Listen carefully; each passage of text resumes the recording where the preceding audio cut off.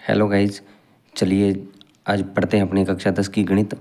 और जिसके chapter number 8वां चल रहा था, जो कि है त्रिकोणमिति। और 8.1 प्रश्नावली कंप्लीट कर ली थी। और 8.2 प्रश्नावली करने से पहले हमें ये सारणी टेबल जो होती है, ये सारणी हमें ज्ञात करनी ज़रूरी है।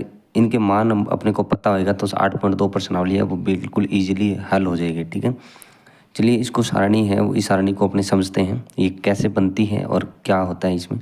चलिए इसको बनाते हैं आज। तो देखिए, ये है त्रिकोणमिति सारणी। यहाँ होते हैं कोण, यानी एंगल होते हैं 0 डिग्री, 30 डिग्री, 45 डिग्री, 60 डिग्री और 90 डिग्री। यहाँ इस तरीके से दिया जाता है। ये 0 डिग्री है, ये 30 डिग्री का मान होगा इसमें, यानी इस कॉलम में जो भी मान आएगा वो इस 0 डिग्री के मान होंगे। इसमें 30 डिग्री के, इसमें 45 डिग्री के, इसमें 60 डिग्री के और इसमें 90 डिग्री के होंगे। ठीक है, यानी साइन के सामने होएगा तो इसमें आएगा, तो ये साइन है तो साइन, इसमें साइन है तो साइन इसका मान यहाँ आएगा तो ये 0 डिग्री, यानी साइन 0 के लिए यहाँ मान आएगा। साइन 30 के लिए यहाँ, साइन 45 के लिए यहाँ मान आएगा, साइन 60 के लिए यहाँ मान, साइन 90 के लिए यहाँ मान आ जाएगा। ठीक है, तो ये सारे मान कैसे आएंगे वो अपने को हमें ज्ञात करना है। और ठीक है, चलिए इसको पहले मैं लिख देता हूँ। 0 डिग्री, इसका जो मान होता है वो होता है 0 डिग्री। ठीक है, 0 ही होता है इसका मान, डिग्री नहीं होता है, ये 0 मान ही होता है इसका। और साइन 0 का मान 0 होता है। और साइन ये जो 30 है इसका मान होता है वो कितना होता है, 1/2 होता है। और साइन 45 का जो मान है वो कितना होता है, 1/√2 होता है। और साइन 60 का जो मान होता है वो होता है √3/2 होता है। और ये जो 90 है इसका मान 1 होता है। आप इस एक लाइन को याद कर लोगे तो ये सारी टेबल है वो अपने ज्ञात कर सकते हैं। ठीक है, या तो इस एक टेबल को याद कर लो, इस कंप्लीट को, 0 0 1/2 1/√2 √3/2 और 1। अगर ये लाइन आपको याद हो जाएगी तो ये सारी टेबल है वो ज्ञात हो जाती है, अपने आप हो जाता है। ठीक है, अगर ये नहीं याद, ये कैसे, ये जो मान है वो कैसे आते हैं वो ज्ञात करेंगे अपने। तो वो ज्ञात कैसे करेंगे वो भी अपने करेंगे। इससे पहले आपको एक सूत्र है वो आपको याद रखना है। चलिए मैं थोड़ा सूत्र बता देता हूँ आपको। सूत्र है वो याद रखना है भी, जो 10 का मान होता है ना, 10a, इसका जो सूत्र 10a का सूत्र होता है वो क्या होता है, साइन a बटा में कोस a। ये आपको सूत्र याद रखना है। ठीक है, क्योंकि इसमें जो 10 का मान निकालेंगे ना, 10 का जो मान निकालेंगे वो इस सूत्र के माध्यम से निकालेंगे। ठीक है, बाकी सारे हो जाते हैं। इस 10 का मान निकालने के लिए साइन के और कोस के मान की जरूरत पड़ती है। ठीक है, तो ये सूत्र आपको याद रखना है। ठीक है, चलिए इसको हल करते हैं। इसको, ये जो मान है वो कैसे आए हैं वो देखो कैसे। तो 0 है, इसके ऊपर 0 है तो इसको पहले क्या करोगे, 0 से स्टार्ट करोगे। पहले 0 लिखोगे, ठीक है, फिर 1 लिखोगे, फिर 2 लिखोगे, फिर 3 लिखोगे और फिर 4 लिखोगे। ठीक है, अब इन सब को 4 4 से डिवाइड कर देना, सबको 4 4 से डिवाइड कर देना है। ठीक है, 4 4 से डिवाइड यानी भाग दे देना है। उसके बाद में इसके सब के ऊपर रूट लगाना है। ठीक है, सब के ऊपर रूट, इन सब का वर्गमूल इस तरीके से लेना है, कंप्लीट रूप से इन सब का वर्गमूल ले लेना है। ठीक है, अब इसके साथ आपको दो चीज़ और याद रखनी है, वो भी देखो। एक तो 10 का मान रखना है आपको याद, साइन a बटा कोस a। एक आपको क्या रखना है, जब भिन्न कोई संख्या, ऐसे भिन्न कोई संख्या बनती है, भिन्न होती है जो p/q के रूप में, p/q के रूप में लिखी जाती है, जैसे 1/2 लिख दिया, 3/5 लिख दिया, ये चीज़। ठीक है, तो आपको क्या याद करना है, जब ऊपर 0 हो और बट्टा में 1 2 3 कुछ भी संख्या दी जाती है डैश डैश करके, जब ऊपर 0 होता है भिन्न में इस तरीके से, तो उसका जो मान होता है वो 0 होता है। ठीक है, यानी 0/1 है तो इसका मान 0 हो जाएगा, 0/5 है तो इसका मान 0 हो जाएगा। ठीक है, अगर बट्टा ऊपर कोई 1 2 3 4 ऐसा कुछ लिखा है और बट्टा में अगर 0 है, बट्टा में अगर 0 है तो उसका मान होता है वो अनंत होता है।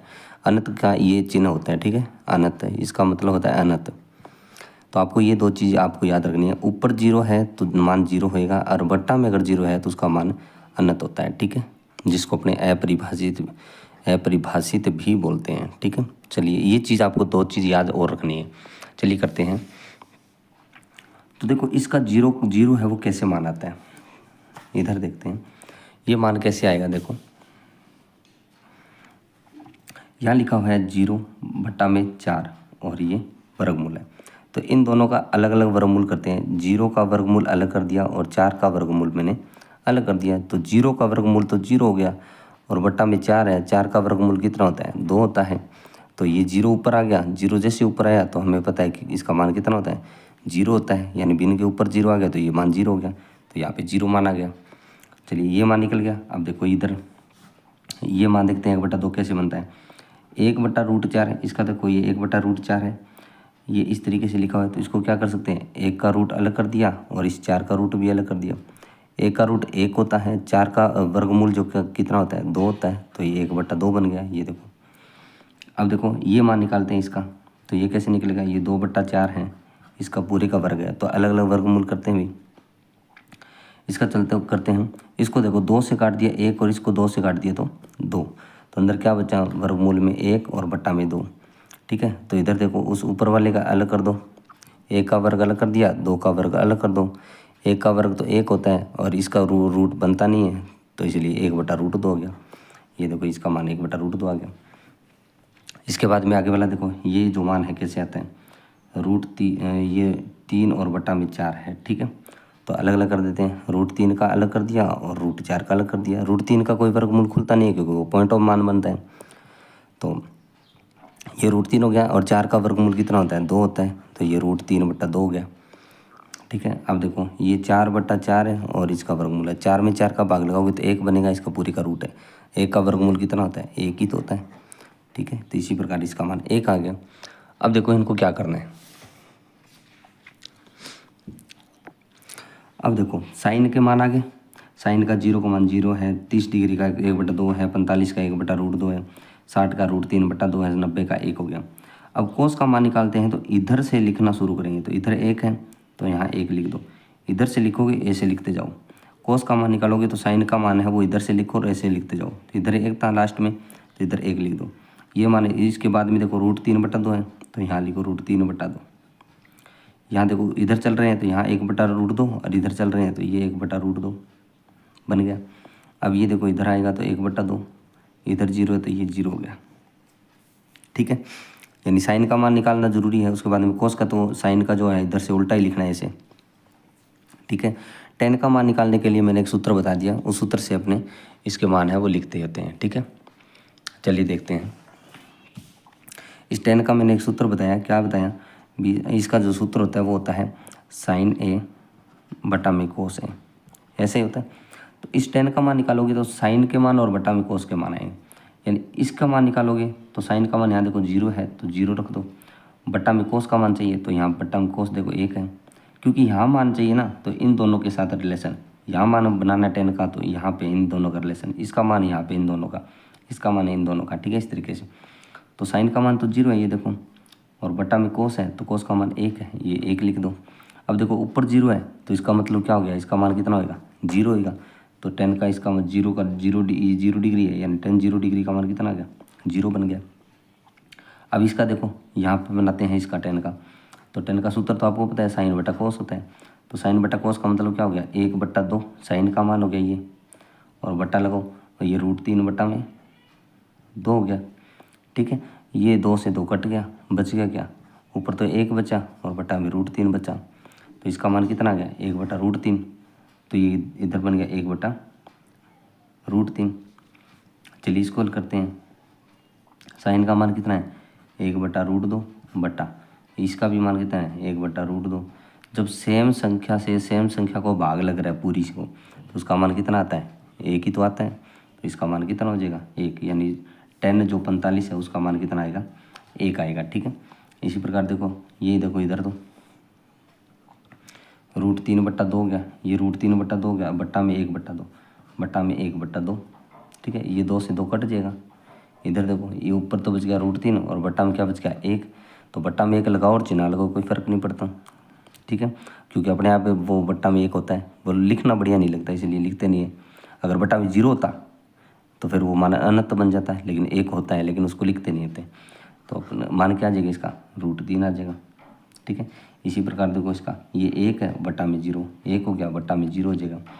तो 1 बट्टा, इस बार बट्टा में 0 है तो इसका मान कितना होता है? अनंत होता है। ठीक है। इसका मान कितना होता है, अनंत होता है, जो कि नाम इसका बोलते हैं अपरिभाषित, जिसको मतलब अपने ज्ञात नहीं कर सकते, अपरिभाषित। ठीक है। अब देखो, आपको पता है भी साइन जो होता है उसका उल्टा कोसेक होता है, कोस है उसका उल्टा सेक होता है, टेन है उसका उल्टा कोट होता है। चलिए मैं यह बना देता हूँ। इसका उल्टा तो ये है, ठीक है, और इस कोस का उल्टा क्या है, ये सेक है, और इस साइन का उल्टा क्या है, ये कोसेक है। ठीक है, ये उल्टे हैं, तो कोट के मान है वो उल्टे करने हैं, यानी टेन है उसका उल्टा है, यानी टेन के जो भी मान है वो उल्टे करके लिखने हैं कोट के मान। यानी ये देखो 0 है, इसके मान कैसे लिखोगे, देखो यहाँ कोट का मान लिखना है, यानी टेन का मान कितना है, यहाँ 0 है, तो 0 हो गया। इसके बट्टा में तो 1 है, 0/1 हो गया।